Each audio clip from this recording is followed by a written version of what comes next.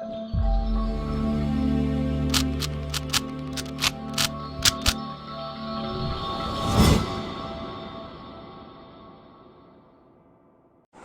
guys, welcome to Viva Classes. I hope you like my videos. If you like my videos, please like, share and subscribe our channel.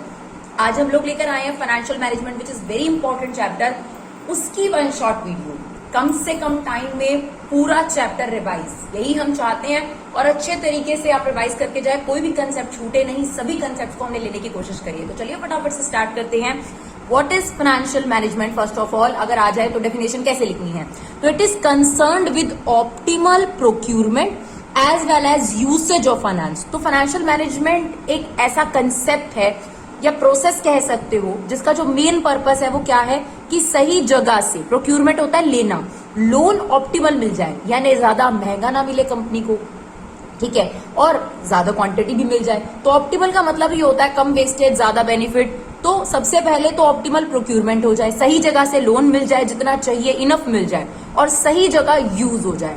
इसी चीज को करना क्या कहलाता है? Financial management. तो financial management it is concerned with optimal procurement as well as usage of finance. बेशक video pause करके आप हर टर्म को याद कर सकते हैं।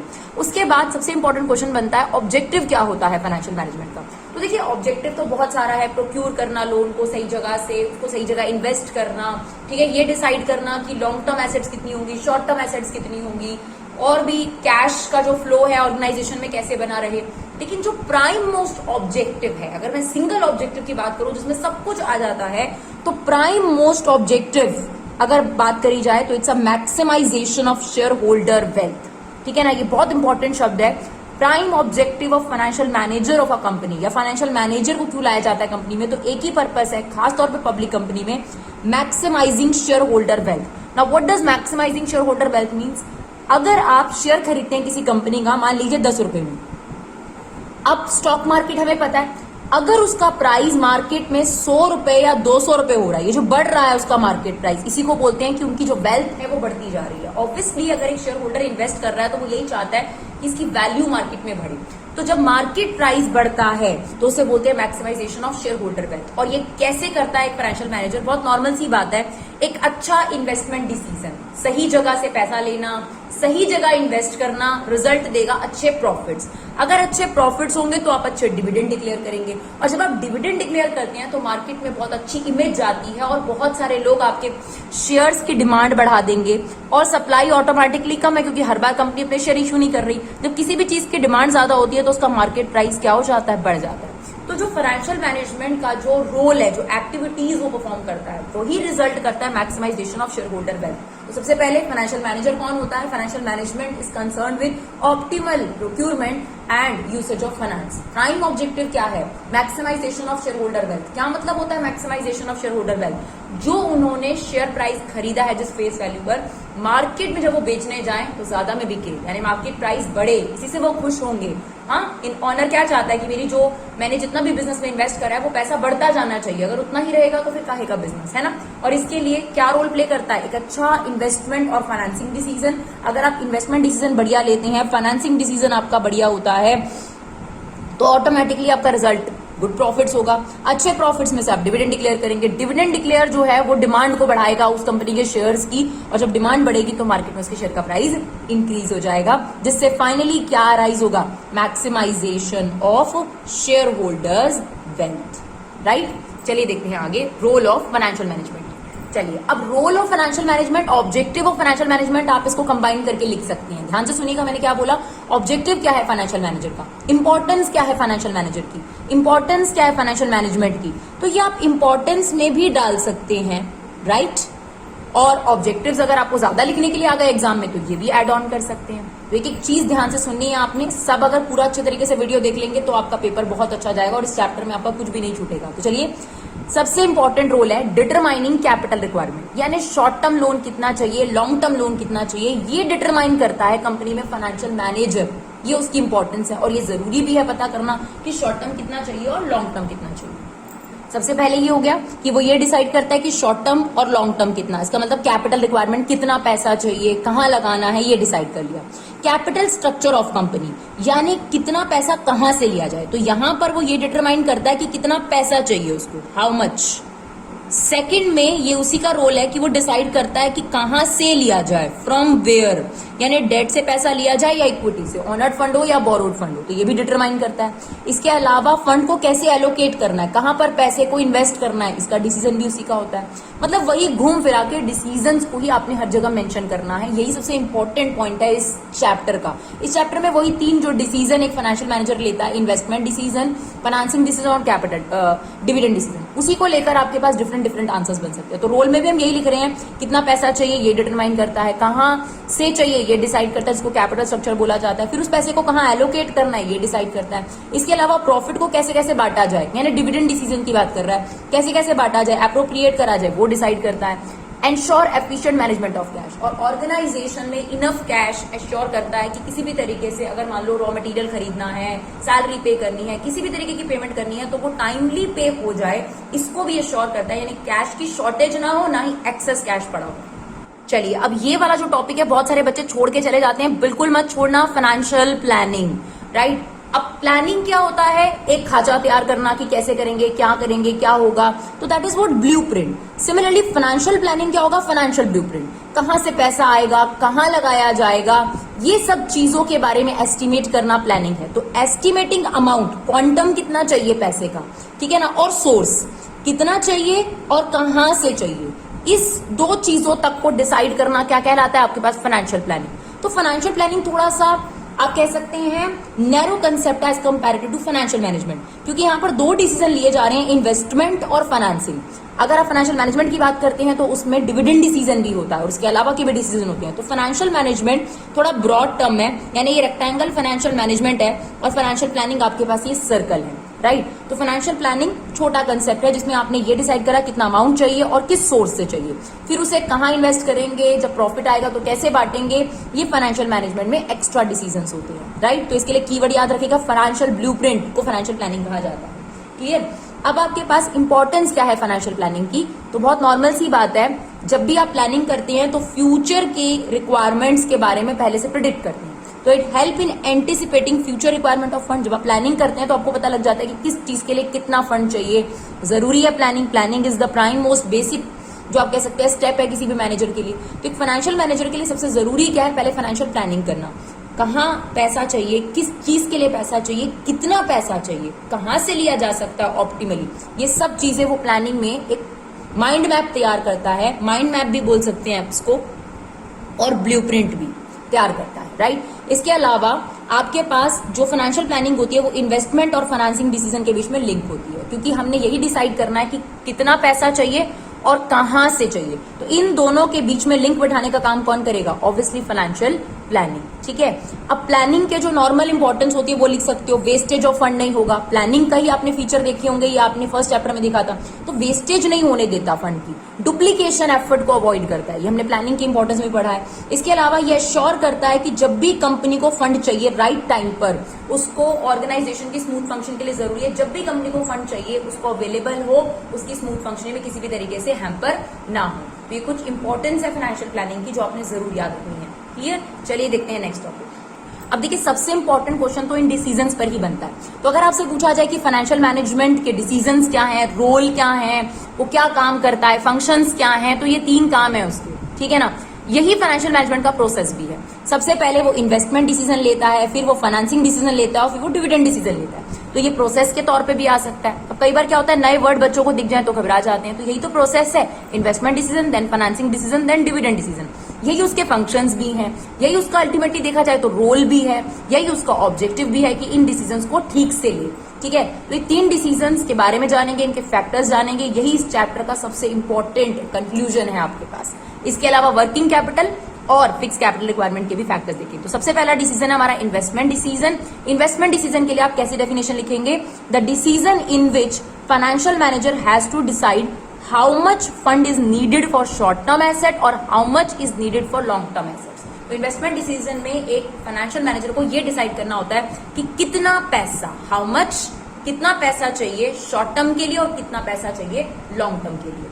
इन्वेस्टमेंट डिसीजन को 2 कैटेगरीज में डिवाइड करा गया है, वर्किंग कैपिटल डिसीजन और कैपिटल बजटिंग डिसीजन। अगर वो शॉर्ट टर्म के लिए डिसीजन ले रहा है तो उसको वर्किंग कैपिटल डिसीजन बोलते हैं, जैसे डे टू डे एक्सपेंसेस के लिए कितना पैसा चाहिए, इन्वेंट्री के लिए यानी कच्चे माल के लिए कितना पैसा चाहिए, इस तरीके के लिए अगर उसके डिसीजन होते हैं कि कच्चे माल को खरीदने के लिए इतना लोन चाहिए या डे टू डे एक्सपेंसेस के लिए इतना लोन चाहिए, तो इस तरीके के डिसीजन को वर्किंग कैपिटल डिसीजन कहते हैं। यानी फाइनेंशियल मैनेजर जब इस तरीके के चीजों के बारे में सोच रहा है कि डे टू डे एक्सपेंसेस के लिए पैसा है, तो वो आपके पास वर्किंग कैपिटल डिसीजन ले रहा है। और अगर वो सोच रहा है कि नई ब्रांच खोलनी है, नया प्रोडक्ट लॉन्च करना है, टेक्नोलॉजी अपडेट करनी है, कोई फिक्स एसेट खरीदनी है, जब उसके लिए वो डिसीजन ले रहा है कितना पैसा चाहिए, कहां से लूं, तो उसे बोलते हैं कैपिटल बजटिंग डिसीजंस, राइट। इसको फिक्स कैपिटल रिक्वायरमेंट भी बोलते हैं। इसके फीचर्स क्या होते हैं पहले देखते हैं। वर्किंग कैपिटल क्या है? Amount required for day to day expenses, decisions about cash, inventory etcetera. और ये अगर आप अच्छे डिसीजंस लेते हैं तो आपकी लिक्विडिटी और प्रॉफिटेबिलिटी पे फर्क डालता है, राइट। अच्छे डिसीजन तो आपकी लिक्विडिटी अच्छी हो जाएगी, प्रॉफिटेबिलिटी अच्छी हो जाएगी, और अगर आपके बैड डिसीजन है तो आपकी लिक्विडिटी और प्रॉफिटेबिलिटी पर असर डालेगा, राइट। कैपिटल बजटिंग डिसीजन हमने आपको बताया लॉन्ग टर्म डिसीजंस होते हैं। एग्जाम्पल के तौर पे आपने नई ब्रांच खोलनी है, प्रोडक्ट लॉन्च करना है, फिक्स एसेट खरीदनी है, तो उसके लिए जो पैसा चाहिए that is what capital budgeting decision. इसके फीचर्स क्या होते हैं? Very important. फीचर्स क्या होते हैं? पहली बात, ह्यूज अमाउंट इन्वॉल्व होता है इसके अंदर। ह्यूज अमाउंट इन्वॉल्व होता है, पैसा ज्यादा इन्वॉल्व होता है, इसलिए जो टाइम होता है इसमें ज्यादा दिया जाता है। ऐसा नहीं कि फटाफट से आप डिसीजन ले लो। जैसे आपने घर खरीदना है, आपको पता है कि आप अपनी सारी पूंजी उसमें लगा देंगे, तो ऐसा नहीं होता बस देखा और ले लिया घर। आप बहुत सारे घर देखते हैं, अपनी फैसिलिटीज देखेंगे, सब चीजें कंपेयर करेंगे, लोन का रेट कंपेयर करेंगे, आपको कितना वहां पे बेनिफिट मिल रहा है, सब चीजें कंपेयर करने के बाद टाइम लेकर आप वो चीज खरीदेंगे। सिमिलरली बिजनेस में अगर एसेट खरीदनी है, नई ब्रांच खोलनी है, प्रोडक्ट लॉन्च करना है, तो इट्स नॉट अ डिसीजन कि आप एक दो दिन में ले लेंगे उसको। तो ह्यूज अमाउंट इन्वॉल्व होता है, इसलिए टाइम कंज्यूमिंग होता है। और ये डिसीजन इरिवर्सिबल है, यानी एक बार आपने डिसीजन ले लिया कि आपके पास फिक्स एसेट आ गई, परचेज कर ली, तो इसे आप वापस नहीं कर सकते हैं, है ना। इसी तरीके से अगर आप घर खरीद लेते हैं, आप रहने भी लग जाते हैं, अब आपको बाद में उसके कुछ ड्रॉबैक पता चलते हैं, तो इट्स नॉट ईजी कि आप उसे इतनी आसानी से सेल कर पाएंगे, तो इट्स इरिवर्सिबल। इसलिए इस पर टाइम भी ज्यादा लगाना चाहिए और फिर प्लानिंग भी बहुत अच्छी होनी चाहिए। अगर ये डिसीजन आपने गलत ले लिए तो आपकी प्रॉफिटेबिलिटी और ग्रोथ को हैम्पर कर सकते हैं, नुकसान कर सकते हैं आपको, ठीक है। तो सबसे पहला डिसीजन है इन्वेस्टमेंट डिसीजन। किस बात से रिलेट करता है इन्वेस्टमेंट डिसीजन? कितना पैसा लॉन्ग टर्म एसेट के लिए चाहिए और कितना शॉर्ट टर्म के लिए चाहिए। शॉर्ट टर्म एसेट के लिए जो डिसीजन लिए जाते हैं वर्किंग कैपिटल डिसीजन, और लॉन्ग टर्म के लिए जो दिए जाते हैं वो कैपिटल बजटिंग डिसीजन।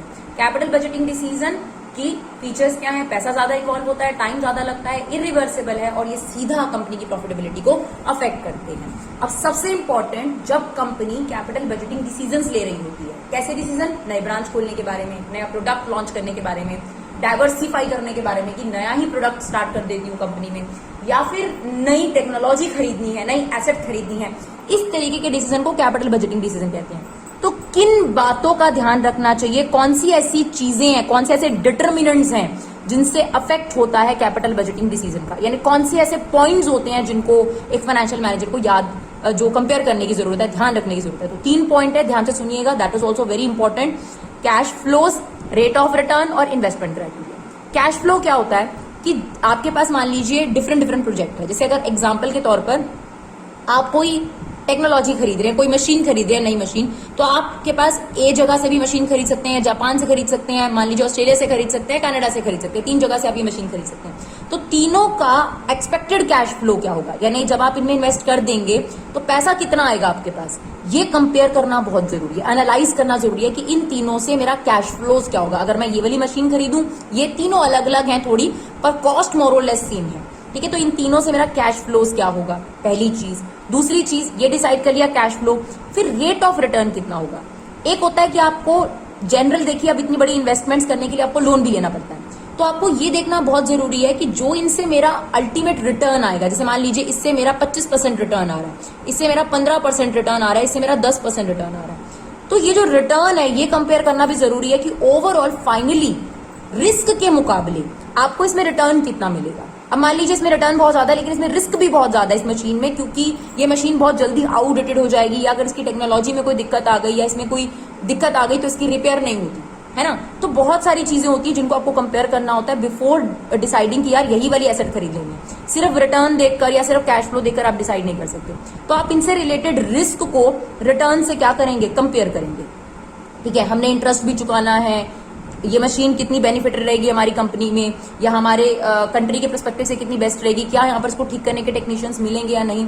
तो पहला कैश फ्लो देखो डिफरेंट प्रोजेक्ट से। दूसरा रिस्क और रिटर्न को कंपेयर करो, अगर रिटर्न ज्यादा है रिस्क के मुकाबले तभी उसमें इन्वेस्ट करने का डिसीजन लेना चाहिए। इसके अलावा सिर्फ कैश फ्लोज या सिर्फ rate of return is not enough. Investment criteria यानी थोड़ी मैथमेटिकल कैलकुलेशंस भी करी जाती है, जो आप आगे जाएंगे तो आपको पता लगेगा अगर आप कॉमर्स में। नेट प्रेजेंट वैल्यू, पे बैक पीरियड, ये सब कुछ मैथमेटिकल टूल्स होते हैं, स्टैटिस्टिकल टूल्स होते हैं जिनकी मदद से डिफरेंट जो प्रोजेक्ट्स हमारे पास है, मान लीजिए 3 प्रोजेक्ट्स हैं, इन तीनों प्रोजेक्ट को बहुत अच्छे से इवैल्यूएट करा जाएगा फाइनेंशियली और फिर डिसाइड करा जाएगा कि किसमें इन्वेस्ट करना चाहिए और किसमें नहीं। तो different type of analysis must be done so that आप उनकी फिजिबिलिटी चेक कर सके कि कौन सा जो प्रपोज प्रोजेक्ट है, इन तीनों में से कौन सा प्रोजेक्ट आपके लिए बेटर होगा। तो ये 3 पॉइंट याद रखने हैं। Factor affecting capital budgeting, cash flows कितना पैसा आएगा हर साल या हर महीने, रेट ऑफ रिटर्न ओवरऑल कमाई कितनी होगी मेरी, इन्वेस्टमेंट क्राइटेरिया, मैथमेटिकली स्टैटिस्टिकली आप एनालिसिस करोगे डिफरेंट प्रोजेक्ट्स को ताकि आप उनकी फिजिबिलिटी चेक कर सको कि कंपनी के लिए कौन सा इसमें से बेहतर रहेगा। तो ये था पूरा का पूरा इन्वेस्टमेंट डिसीजन जिसमें हमने पढ़ा वर्किंग कैपिटल डिसीजन और कैपिटल बजटिंग डिसीजन। अब हम नेक्स्ट डिसीजन पढ़ेंगे दैट इज फाइनेंसिंग डिसीजन। चलिए अब हमारा दूसरा डिसीजन है या प्रोसेस का दूसरा स्टेप है या फंक्शन में दूसरा फंक्शन है फाइनेंसिंग डिसीजन, कहां से पैसा लिया जाए। तो this decision relating how much fund raised from owned fund और how much from borrowed fund. Owned में क्या होता है, equity, preference share, retained earning, और बोरोड में डिबेंचर्स, बॉन्ड्स, पब्लिक डिपॉजिट, कहीं से भी आप लोन ले रहे हैं। तो आपको ये डिसाइड करना है फाइनेंसिंग में कि कितना पैसा ऑनर्ड फंड से लिया जाए, कितना पैसा बोरोड फंड से लिया जाए, इनका मिक्सचर क्या हो, क्या बेस्ट मिक्स इनका हो सकता है, इसको बोलते हैं फाइनेंसिंग डिसीजन।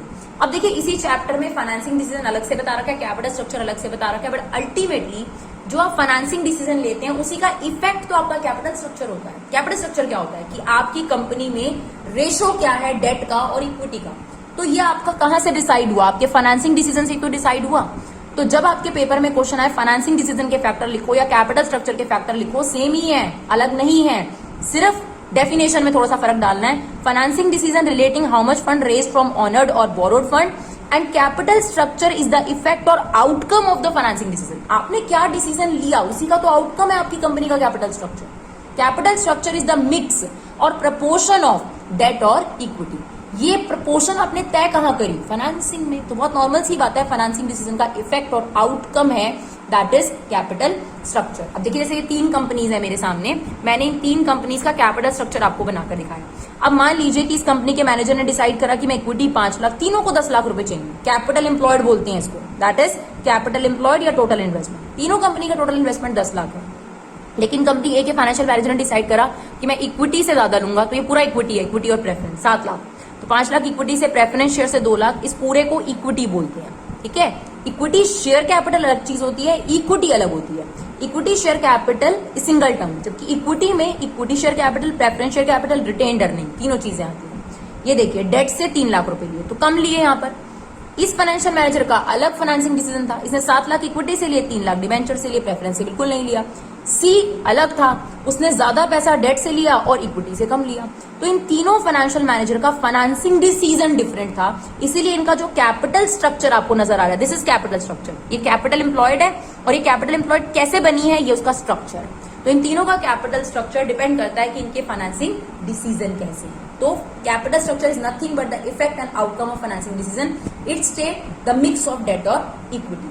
अब जानते हैं कि कौन से फैक्टर्स अफेक्ट करते हैं कि ज्यादा डेट लेना चाहिए या ज्यादा इक्विटी लेना चाहिए। जैसे सी कंपनी को आप देखिए ज्यादा डेट है, ए और बी कंपनी को आप देखिए ज्यादा इक्विटी है। तो इनके जो फाइनेंशियल मैनेजर होंगे उन्होंने क्या फैक्टर्स कंसीडर करे होंगे, क्या ध्यान दिया होगा इस कैपिटल स्ट्रक्चर को सोचने के लिए।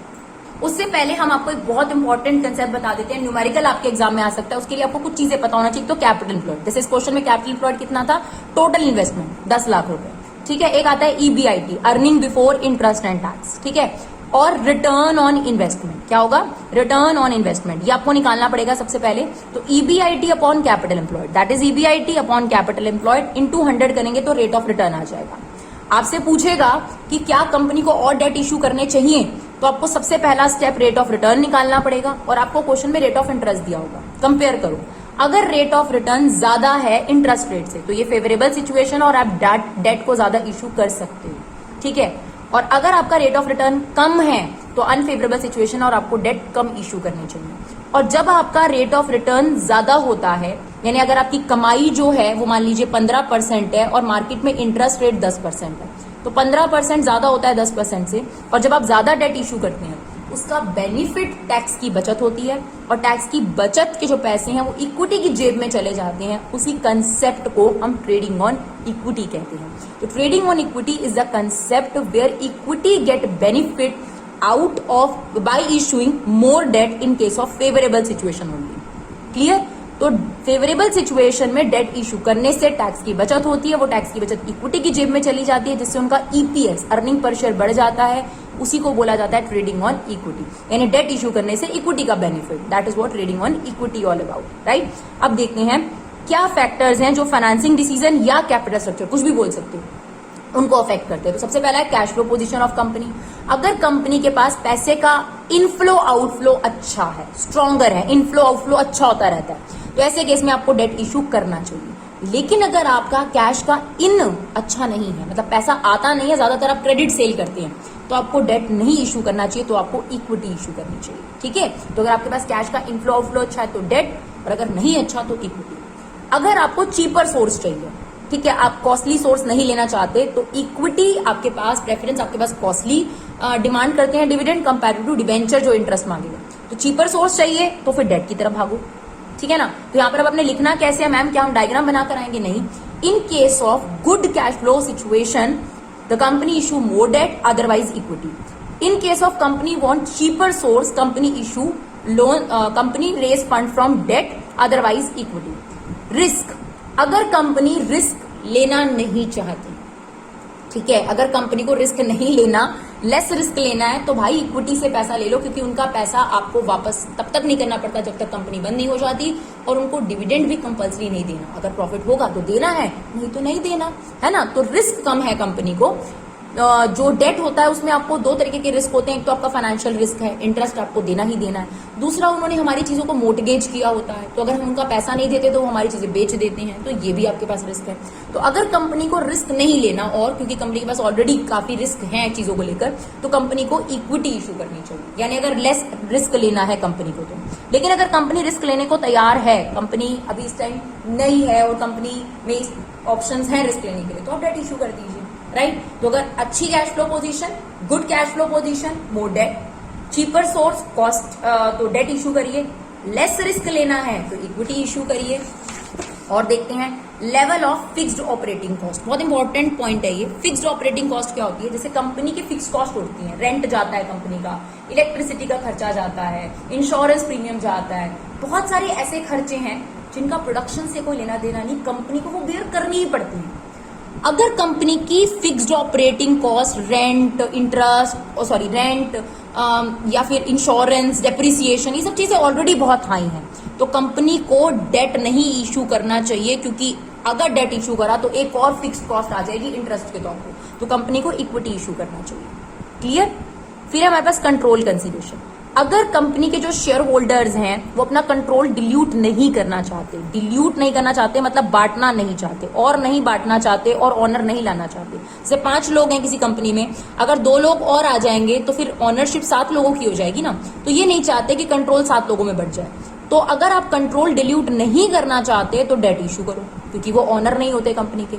और अगर आपको कोई फर्क नहीं पड़ता और आने दो, कंट्रोल और बढ़ने दो, माइंड और बढ़ेगा, 5 लोगों की जगह 7 लोग दिमाग लगाएंगे, तो आप इक्विटी इशू कर लो। तो if you doesn't want to dilute control, अगर आप कंट्रोल को नहीं बांटना चाहते तो डेट, और अगर आपको कोई फर्क नहीं पड़ता तो इक्विटी। फ्लोटेशन कॉस्ट क्या होती है?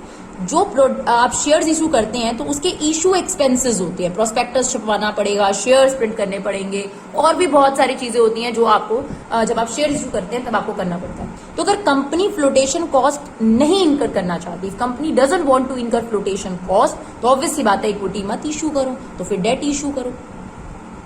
क्लियर? फिर हमारे पास रेट ऑफ रिटर्न। अगर आपका रेट ऑफ रिटर्न यानी जो आप इन्वेस्ट कर रहे हैं उसके मुकाबले रेट ऑफ इंटरेस्ट से वो ज्यादा है, मतलब आपकी कमाई है 15% और इंटरेस्ट रेट आपका कम है 12, 10, तो आप डेट इशू कर लो। लेकिन अगर वाइसा वर्सा है, ये 12% है और ये 15% है, तो फिर डेट इशू नहीं करना चाहिए। तो if rate of return is more than interest rate, more debt. If rate of return is less than interest rate, तो डेट नहीं, इक्विटी की तरफ जाना चाहिए, राइट। टैक्स रेट, अगर टैक्स ज्यादा है तो फिर डेट ज्यादा इशू करो, क्योंकि जो ईबीआईटी आपको हमने बताया उसमें क्या होता है, पहले इंटरेस्ट माइनस होता है, फिर प्रॉफिट बिफोर टैक्स आता है, फिर उस पर टैक्स लगता है। तो अगर आप डेट ज्यादा इशू करोगे तो ज्यादा पैसा इंटरेस्ट में चला जाएगा और आपका ये प्रॉफिट कम हो जाएगा, तो आपको टैक्स कम देना पड़ेगा। और जनरली कंपनी वांट कि उनको टैक्स कम देना पड़े। तो अगर हाई टैक्स हो तो आप डेट ज्यादा इशू करो, क्योंकि उससे इंटरेस्ट ज्यादा चला जाएगा और फिर प्रॉफिट बिफोर टैक्स कम और गवर्नमेंट को टैक्स कम देना पड़ेगा, राइट। उसके बाद है फ्लैक्सिबिलिटी। अगर कंपनी फ्लैक्सिबिलिटी चाहती है, मतलब अगर कंपनी चाहती है कि जब मेरे पास पैसा आ जाए मैं ये लोन जो है चुकाऊं और फिनिश करूं, तो आपको डेट इशू करना चाहिए, क्योंकि डेट आपके पास टेम्परेरी लोन है। लेकिन अगर आप इक्विटी की बात करते हैं तो वो परमानेंट लोन है, अगर वो आ गया तो वो परमानेंट रह जाएगा, आप उसे वापस नहीं कर सकते till dissolution of firm, dissolution of company, right. तो आपके पास अगर फ्लैक्सिबिलिटी चाहिए कि जब आ जाए हम दे के उधार दें इस लोन को, तो डेट इशू करो, और अगर फ्लैक्सिबिलिटी से कोई दिक्कत नहीं है तो फिर इक्विटी ले लीजिए। इसके अलावा जब आप ये सारे फैक्टर्स कंसीडर कर रहे हैं, ये तो आपकी अपनी कंपनी का है कि फ्लैक्सिबिलिटी देखेंगे, कॉस्ट देखेंगे, कंट्रोल देखेंगे, रेट ऑफ रिटर्न देखेंगे, फ्लोटेशन कॉस्ट देखेंगे, ये सब चीजें तो आपकी कंपनी की है। एक रेगुलेटरी फ्रेमवर्क वाला पॉइंट भी है विच इज वेरी इंपॉर्टेंट, जो सेबी है, जो कि कंट्रोल करती है पब्लिक कंपनी पर, और जो कंपनी एक्ट है आपके पास, उसको ध्यान में रखते हुए भी आपको डेट इक्विटी का मिक्स बनाना पड़ता है। ये नहीं कि कंपनी की पूरी मर्जी चलती है, यानी रेगुलेटरी फ्रेमवर्क्स को भी आपको कंसीडर कर ही डेट और इक्विटी का डिसीजन लेना पड़ता है। तो ये सारे फैक्टर्स हो गए आपके फाइनेंसिंग डिसीजन के। अब हम पढ़ते हैं डिविडेंड डिसीजन के फैक्टर्स। अब देखिए डिविडेंड डिसीजन किससे रिलेट करेगा, प्रॉफिट हो गया अब आपको, अच्छा आपने इन्वेस्टमेंट डिसीजन ले लिया, फाइनेंसिंग डिसीजन भी सही ले लिया, यानी कितना पैसा चाहिए था, इन्वेस्टमेंट डिसीजन, कहां से चाहिए था, फाइनेंसिंग डिसीजन। अब जो पैसा आपने लगा दिया उसे जो प्रॉफिट हुआ उसको कितना डिविडेंड के तौर पे डिस्ट्रीब्यूट करा जाए और कितना रिटेन्ड करा जाए रिजर्व्स के लिए, फ्यूचर के लिए, that is what dividend decision. तो decision relating to how much of profit distributed as dividend and how much is retained, कितना बांट दिया जाए शेयर होल्डर को और कितना रख लिया जाए, उस डिसीजन को हम कहते हैं डिविडेंड डिसीजन, राइट। क्या फैक्टर है, ऑब्वियस सी बात है सर, प्रॉफिट किसका है, शेयर होल्डर का। तो सबसे पहला पॉइंट हमने लिखा है शेयर होल्डर प्रेफरेंस, तो आप उनसे पूछिए, उनकी वोटिंग लीजिए। एक एनुअल जनरल मीटिंग होती है साल के एंड में, तभी डिविडेंड डिक्लेयर करा जाता है। तो आपको वोटिंग के थ्रू वो बताएंगे कि उनको डिविडेंड चाहिए, प्रेजेंट डिविडेंड चाहिए, या कंपनी के लिए और पैसा रखकर ग्रोथ करनी है। तो शेयर होल्डर की प्रेफरेंस फर्स्ट थिंग है। तो अगर वो डिसाइड करते हैं कि डिविडेंड बांट दिया जाए तो डिविडेंड को बांटना पड़ेगा। अगर वो कहते हैं कि ठीक है, बोर्ड ऑफ डायरेक्टर जो कह रहे हैं कि ज्यादा रिटेन कर लेते हैं, तो ये शेयर होल्डर के ऊपर डिपेंड करता है, उनका फाइनल डिसीजन है, because they are the real owner of that profit. तो they decide how much is dividend distributed and how much is retain. तो first point shareholder preference. उसके बाद है पैसा कितना कमाया है, अर्निंग कितनी हुई है, उस पर डिपेंड करता है ना, अमाउंट ऑफ अर्निंग। अगर अमाउंट ऑफ अर्निंग हाई है तो आपको हाई डिविडेंड डिक्लेयर करना चाहिए, इट्स अ गुड साइन, क्योंकि अगर आप डिविडेंड ज्यादा देते हैं तो आपकी मार्केट में अच्छी इमेज जाती है, स्टॉक मार्केट में डिमांड बढ़ती है आपके शेयर्स की, डिमांड बढ़ेगी तो मार्केट प्राइस बढ़ जाएगा, और इसी को तो कहते हैं maximization of share holder wealth, और इसी के लिए तो हमने फाइनेंशियल मैनेजर को रखा है। तो अगर अमाउंट ऑफ अर्निंग अच्छी है, हाई है, तो आप डिविडेंड ज्यादा बांटिए, रिटेन कम करिए। आप थोड़ा थोड़ा हर साल जो है रिटेन कर सकते हैं, क्योंकि आपका अमाउंट ऑफ अर्निंग अच्छा है। एक होता है stability of earning, amount of earning होता है कितना आपने कमाया, स्टेबिलिटी ऑफ अर्निंग होता है कि हर साल आपका सेम रहता है या नहीं रहता। जैसे कि एग्जांपल है कि अगर कोई क्रिकेटर है, वो अभी 100 बनाता है, लेकिन अगले मैच में 10 बना के आउट हो जाता है, किसी मैच में 5 बना के आउट हो जाता है, किसी में 0, किसी में 100 से ऊपर बना देता है, तो उसकी जो परफॉर्मेंस है वो स्टेबल नहीं है। तो ऐसे केस में अगर उसको कोई क्रूशियल मैच होना है तो उसमें नहीं लेना, क्योंकि उसकी जो परफॉर्मेंस है वो स्टेबल नहीं है। तो स्टेबिलिटी क्या होता है, जो सेम रखता है। तो अगर आपकी अर्निंग अच्छी है, पहला पॉइंट इस साल, और आपकी इनकम स्टेबल है तो बहुत बढ़िया है। अगर आपकी इनकम स्टेबल भी और आपकी अमाउंट ऑफ अर्निंग भी अच्छी है तो आपको हाई डिविडेंड डिक्लेयर करना चाहिए, it's a good sign for company, right. तो एक होता है अमाउंट ऑफ अर्निंग, होता है स्टेबल। जैसे अभी हमने कहा एक क्रिकेटर है, वो हर मैच में 40-50 बना के तो जा ही रहा है, तो स्टेबल है, उसकी परफॉर्मेंस 40-50 के आसपास है, तो उसको किसी क्रूशियल मैच में जरूर लेना चाहिए, क्योंकि वो 50 मार्क्स का कंट्रीब्यूशन जरूर देकर जाएगा। तो स्टेबिलिटी ऑफ अर्निंग होती है कि आपकी अर्निंग जो है मोर और लेस सेम रहती है। जैसे सैलरीड पर्सन होता है, उसकी इनकम स्टेबल होती है, इसलिए उसको लोन आसानी से मिल जाता है। लेकिन एक बिजनेसमैन होता है, उसकी इनकम फ्लक्चुएट करती है, तो उसको लोन लेने में थोड़ी सी दिक्कतें महसूस होती हैं, राइट। तो सबसे पहला शेयर होल्डर की प्रेफरेंस क्या, अगर वो ज्यादा डिविडेंड चाहते हैं तो बांट दो, अगर वो रिटेन करने के लिए तैयार हैं तो ठीक है। अमाउंट ऑफ अर्निंग, कितना पैसा है आपके पास, ठीक है ना। उसके बाद है स्टेबिलिटी ऑफ अर्निंग। अगर आपके पास अर्निंग स्टेबल है, हर साल सेम हो जाती है एवरेजली, बहुत अच्छी बात है, हाई डिविडेंड। चौथा है स्टेबिलिटी ऑफ डिविडेंड। अगर कंपनी की पॉलिसी ऐसी है कि अपने शेयर होल्डर्स को रिटेन रखने के लिए और कंपनी की अच्छी इमेज मार्केट में रखने के लिए स्टेबल डिविडेंड कंपनी देती ही देती है, 25% या जो भी कंपनी को लगता है, जितना भी परसेंट डिविडेंड कंपनी को लगता है, अगर कंपनी की पॉलिसी है कि इतना डिविडेंड तो हमने देना ही देना है, तो that is what stability of dividend. और कंपनी ऐसे केस में डिविडेंड ज्यादा डिक्लेयर करेगी, रिटेन कम रखेगी, ठीक है। तो पहला शेयर होल्डर प्रेफरेंस, दूसरा अगर ज्यादा पैसा तो ज्यादा बांट दो, स्टेबिलिटी ऑफ अर्निंग है तो भी आपको डिविडेंड ज्यादा देना चाहिए, स्टेबिलिटी ऑफ अर्निंग है तो भी आपको डिविडेंड ज्यादा देना चाहिए, और स्टेबिलिटी ऑफ डिविडेंड है फिर तो आप डिविडेंड देंगे ही देंगे, ठीक है जी।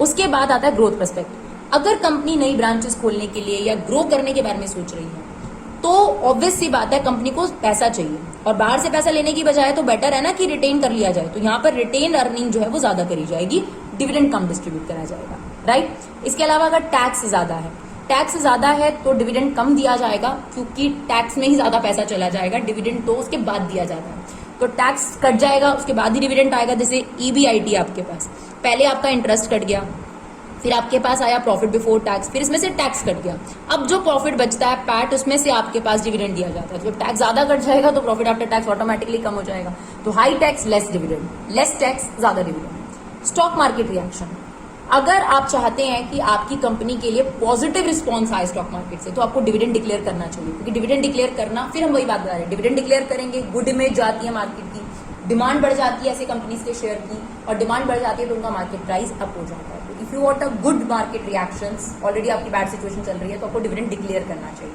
राइट। फिर है access to capital market. Capital market क्या है, इक्विटी प्रेफरेंस से लोन लेना, इसको कैपिटल मार्केट कहते हैं। तो अगर आपको जिस भी पर्पस के लिए पैसा चाहिए इजीली आपको कैपिटल मार्केट से मिल रहा है तो मत रिटेन करो प्रॉफिट, डिविडेंड बांटो अपने शेयर होल्डर को, क्योंकि उन्होंने इन्वेस्ट ही इसलिए करा है सर कि उनको डिविडेंड मिले। तो अगर आपको लोन कहीं और से मिल रहा है, कैपिटल मार्केट से इजी एक्सेस है आपकी, तो आप डिविडेंड बांटो, डिविडेंड डिस्ट्रीब्यूट करो। दो फायदे होंगे, आपको लोन भी मिल जाएगा और दूसरी तरफ आपकी कंपनी की इमेज भी बराबर बनी रहेगी, राइट।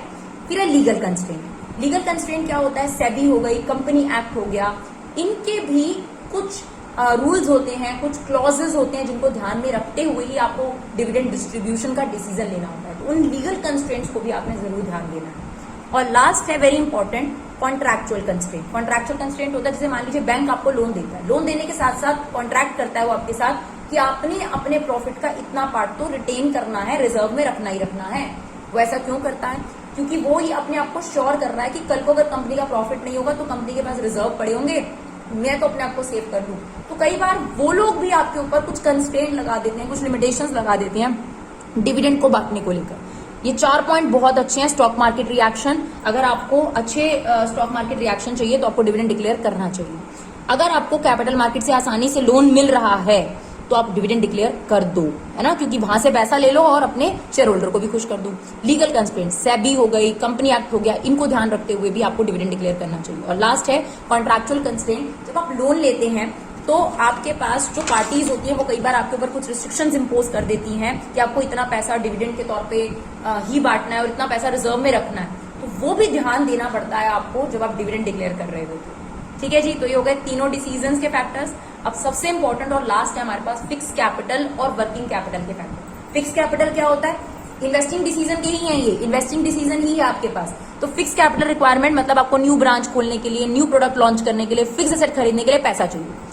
तो किन फैक्टर्स पे डिपेंड करता है कि ज्यादा चाहिए या कम चाहिए, हाई चाहिए या लो चाहिए, तो किन फैक्टर्स पे डिपेंड करता है, this is the list of factors. Same working capital, gross working capital क्या होती है, करंट एसेट, और नेट वर्किंग कैपिटल होती है current asset minus current liability. याद रखिएगा, net working capital is current asset minus current liability. तो कितना पैसा आपको डे टू डे एक्सपेंसेस के लिए, कच्चा माल खरीदने के लिए, सैलरी वगैरह पे करने के लिए, अपने डे टू डे एक्सपेंसेस के लिए चाहिए सिंपल, उसके लिए ज्यादा चाहिए कम चाहिए पैसा, ये किन फैक्टर्स पे डिपेंड करता है, ये रहा लिस्ट ऑफ फैक्टर्स।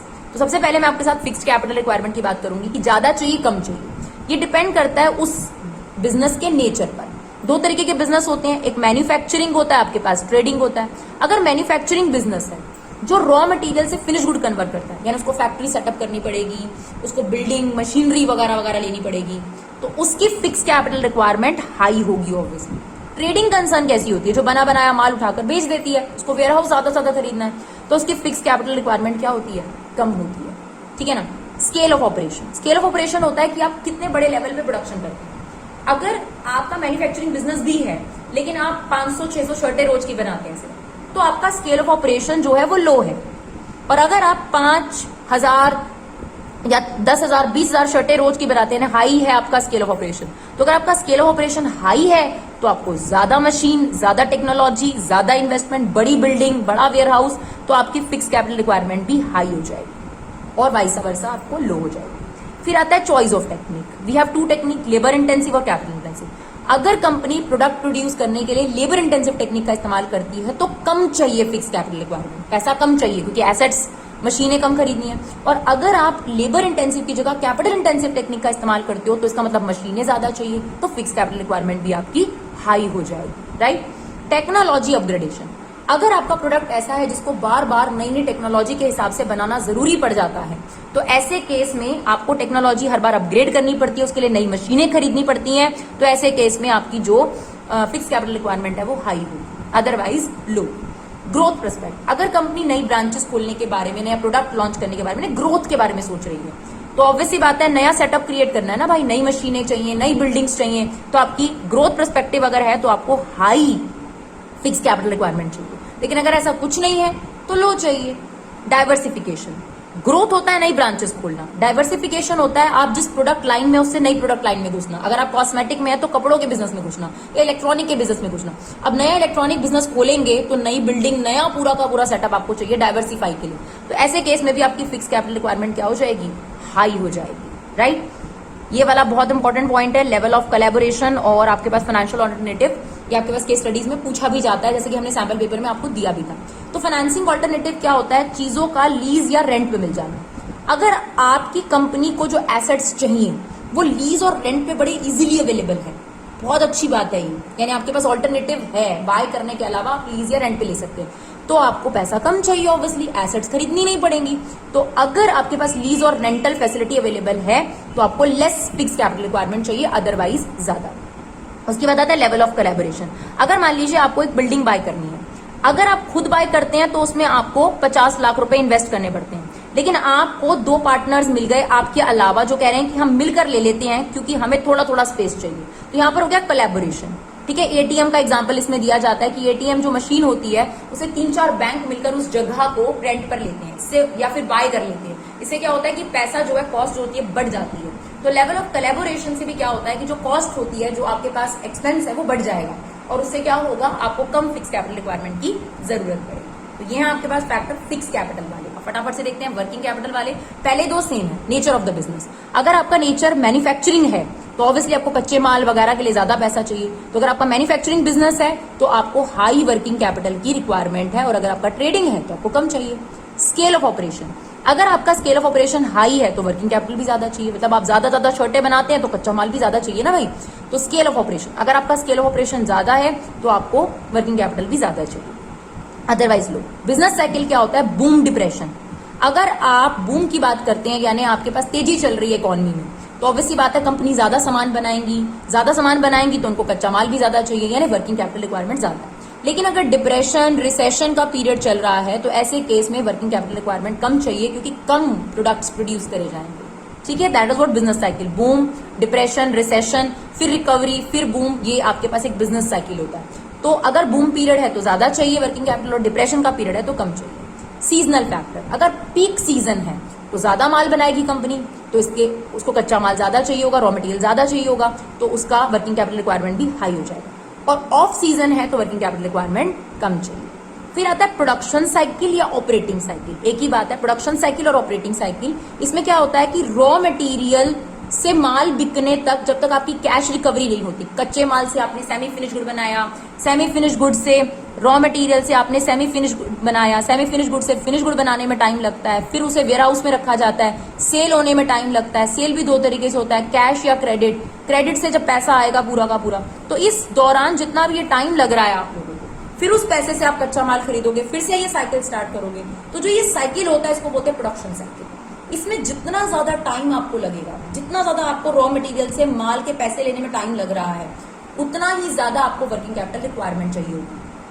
क्लियर? और अगर आपका प्रोडक्शन साइकिल छोटा है, यानी अगर मान लीजिए एक फर्म है जिसका प्रोडक्शन साइकिल है आपके पास 3 महीने, यानी 3 महीने में जाके उसका कच्चा माल सेल होके पैसा रिकवर होगा, और दूसरी फर्म है जिसका आपके पास है 1.5 महीना, 1.5 मंथ, तो ऐसे केस में जो 1.5 मंथ वाली है उसको कम वर्किंग कैपिटल की रिक्वायरमेंट होगी। फिर एक क्रेडिट अलाउड, यानी कस्टमर को आप कितने पीरियड के लिए उधार देते हो। अगर आप ज्यादा पीरियड के लिए उनको उधार देते हो तो आपको ज्यादा पैसा चाहिए होगा, क्योंकि आपने उनको ज्यादा समय के लिए उधार दे दिया, आपको तो आगे माल बनाना है ना, तो आपको कच्चा माल खरीदने के लिए पैसा चाहिए होगा। तो अगर आपका क्रेडिट अलाउड ज्यादा है तो आपको भी वर्किंग कैपिटल रिक्वायरमेंट ज्यादा चाहिए होगी, ठीक है, अदरवाइज नहीं। क्रेडिट अवेल्ड होता है आपका सप्लायर आपको कितना समय देता है। अगर आपका सप्लायर आपको कम समय देता है, ध्यान से सुनिएगा, अगर आपको कम समय देता है कि भाई मुझको तो पेमेंट फटाफट चाहिए, तो आपको पैसा वर्किंग कैपिटल रिक्वायरमेंट जो है वो ज्यादा चाहिए होगी उसको चुकाने के लिए पैसा। क्लियर? फिर होता है ऑपरेटिंग एफिशिएंसी, जो मैनेजमेंट होती है बिजनेस की, वो बिजनेस को कैसे चलाती है वो बहुत इंपॉर्टेंट होती है। अगर वो बिजनेस को अच्छे तरीके से ऑपरेट करती है, ऑपरेटिंग एफिशिएंसी उनकी बहुत अच्छी है, पैसा टाइमली जब भी कंपनी को चाहिए होता है, कच्चा माल जब भी कंपनी को चाहिए होता है आ जाता है, तो ऐसे केस में कंपनी को उधार की जरूरत कम पड़ती है, वर्किंग कैपिटल रिक्वायरमेंट की जरूरत कम पड़ेगी। और लास्ट है अवेलेबिलिटी ऑफ रॉ मटेरियल। अगर कंपनी को रॉ मटेरियल इजिली अवेलेबल हो जाता है तो ऑब्वियस सी बात है कंपनी ब्लॉक नहीं करेगी रॉ मटेरियल में पैसा, और ऐसे में वर्किंग कैपिटल रिक्वायरमेंट कम। लेकिन अगर बहुत मुश्किल होता है रॉ मटेरियल मिलने में, या तो सप्लायर बहुत कम है, या फिर वो रेयर आर्टिकल है, कुछ भी चीज हो सकती है, तो ऐसे केस में कंपनी को ब्लॉक करना पड़ता है अपना पैसा रॉ मटेरियल में, और ऐसे केस में उनको वर्किंग कैपिटल रिक्वायरमेंट ज्यादा चाहिए होगी। तो आई होप 40 मिनट में आपका पूरा चैप्टर, जो कि बहुत इंपॉर्टेंट चैप्टर है, पूरा रिवाइज हो गया। एक चीज हमने करी है, आपको ये वीडियो अच्छी लगी होगी। All the best for exam. Thank you so much guys for love and support. Keep supporting Vibha classes.